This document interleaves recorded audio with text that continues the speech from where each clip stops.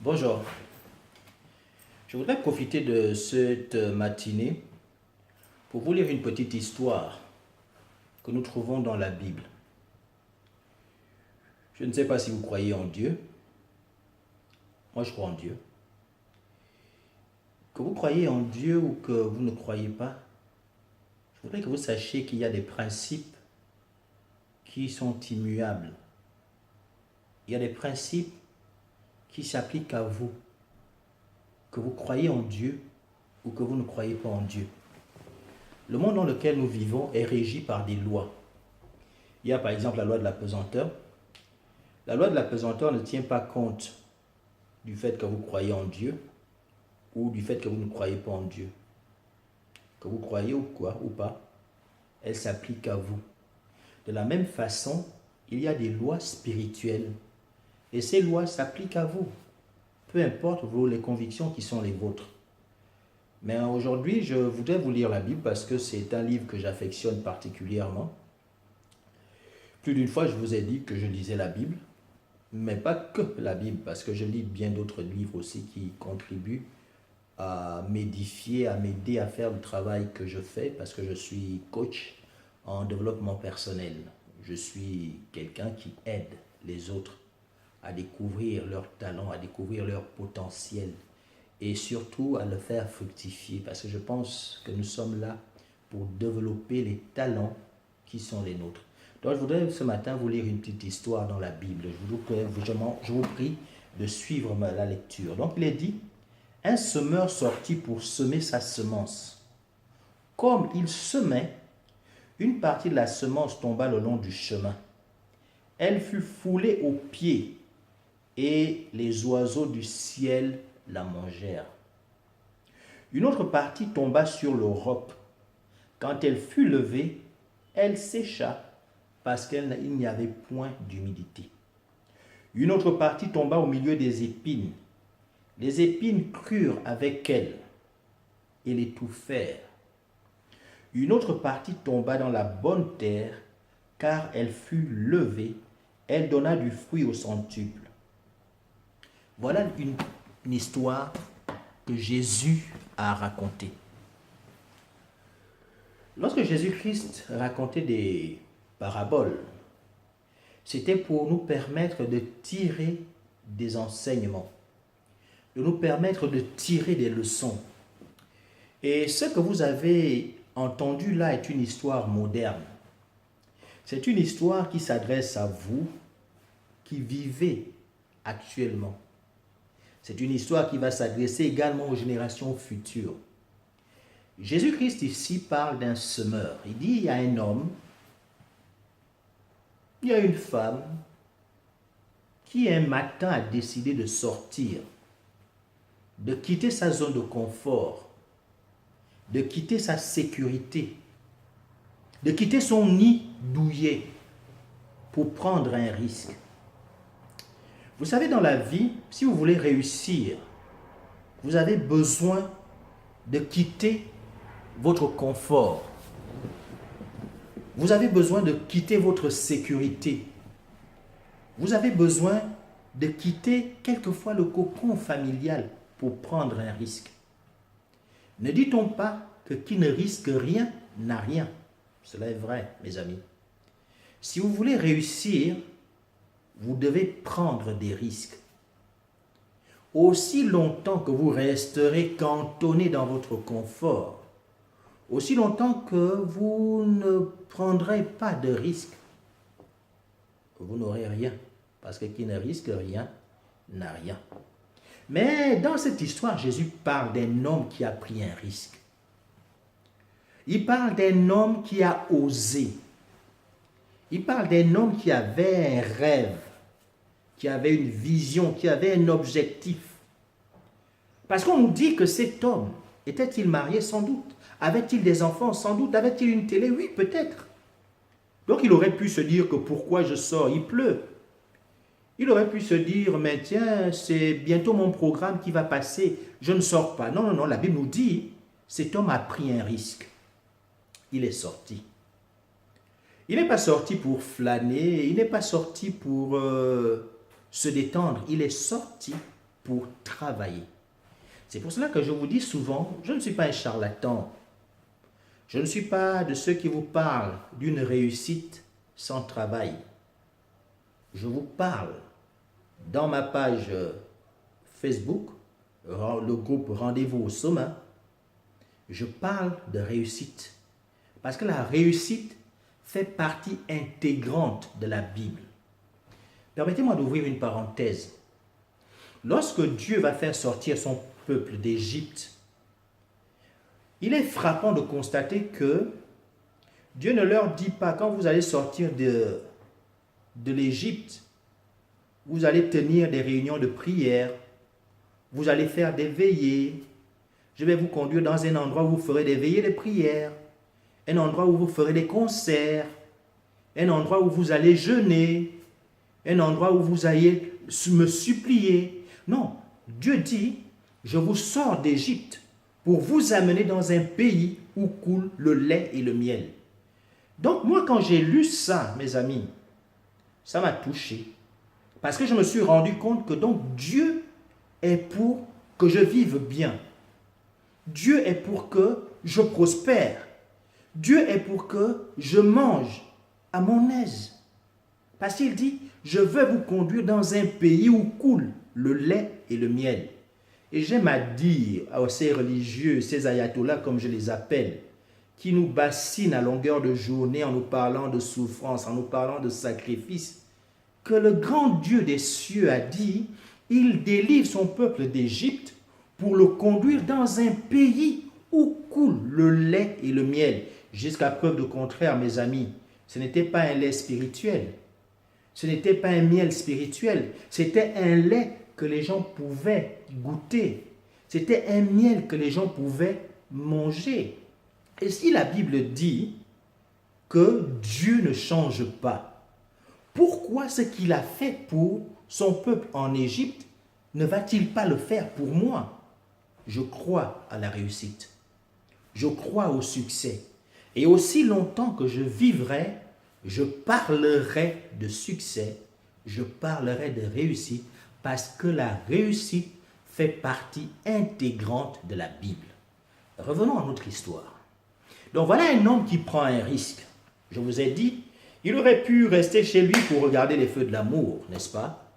Ou pour regarder des séries brésiliennes. Non, la Bible nous dit que cet homme a pris un risque, il est sorti.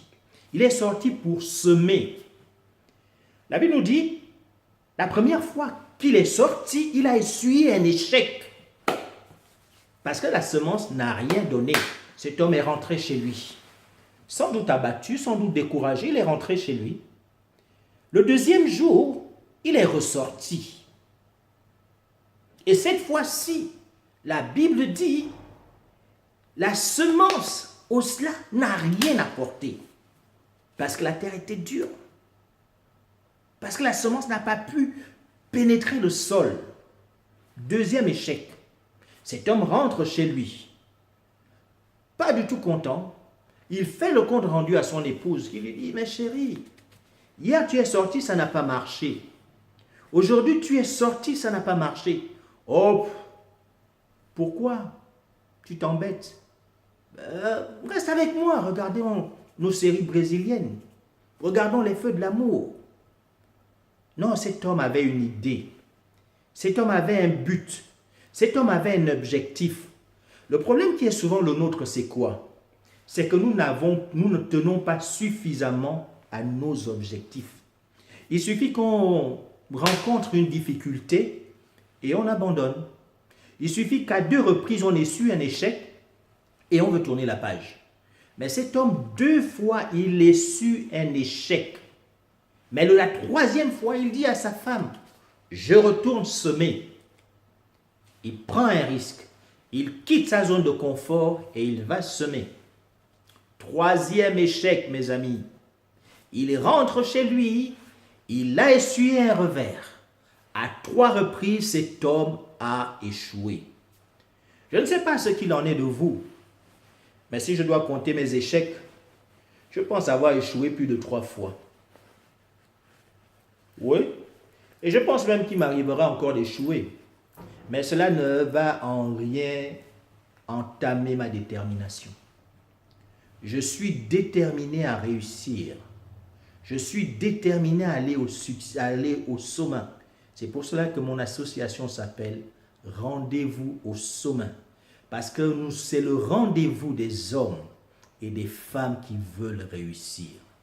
Si vous voulez réussir dans votre vie, si vous voulez réussir dans votre vie de couple, dans votre vie professionnelle, dans n'importe quel domaine qui est lié, qui est attaché à votre vie, retrouvez-moi sur ma page Facebook, Rendez-vous au sommet, c'est le rendez-vous des champions. Donc revenons à notre histoire. Donc voilà donc cet homme, après avoir essuyé un échec à 3 reprises, mes amis, pas une fois, pas 2 fois, mais 3 fois. Beaucoup d'entre vous auraient tourné la page. Beaucoup d'entre vous se seraient dit que peut-être que ce n'est pas ce que Dieu veut que je fasse, parce que c'est trop facile, vous voyez. Lorsqu'on échoue, on dit que ce n'était pas la volonté de Dieu. Et quand ça réussit, on dit que c'était la volonté de Dieu. Mais il n'en est rien, vous pouvez réussir alors que ce n'était pas la volonté de Dieu. Et vous pouvez échouer alors que c'était la volonté de Dieu. C'est un peu plus complexe que ça, mais là n'est pas le thème que je veux aborder avec vous. Donc, cet homme échoue une 3e fois. Il aurait pu dire, c'est bon, ça n'a pas marché, on va faire autre chose. Non, la Bible dit, cet homme, une 4e fois, il quitte encore sa sécurité, sa zone de confort, son lit douillet, et il va encore semer. Qu'est-ce qui se passe cette 4e fois? Ça marche. Voilà que la semence porte du fruit. Mes amis, je voudrais que vous compreniez quelque chose. Quand vous êtes un homme ou une femme déterminée, quand vous êtes un homme et une femme qui s'accrochent à ses rêves, vous finirez par les voir se réaliser. J'aime beaucoup lire les livres des hommes et des femmes qui réussissent dans la vie. Et quand il m'est donné de les lire, je me rends compte que tous ceux et toutes celles qui ont réussi ont fait preuve de détermination. Il est important que vous sachiez ce que vous voulez réellement dans la vie. Ne soyez pas des papillons, ne soyez pas volages. Quand vous avez un objectif, même si vous essuyez des échecs comme cet homme, prenez le risque de sortir de votre zone de confort. Prenez le risque de sortir de votre nid douillet. Prenez des risques. Parce que le monde dans lequel nous vivons appartient à ceux et celles qui prennent des risques.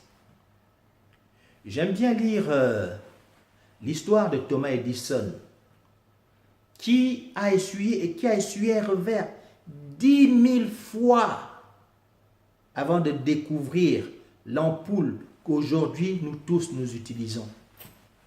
Moi, je ne sais pas, peut-être qu'après 1000 échecs, j'aurais conclu que sans doute Dieu ne me veut pas dans cette histoire. Non, Edison a fait preuve de persévérance. Edison a fait preuve de détermination. Et je voudrais vous dire ce matin, êtes-vous réellement déterminé?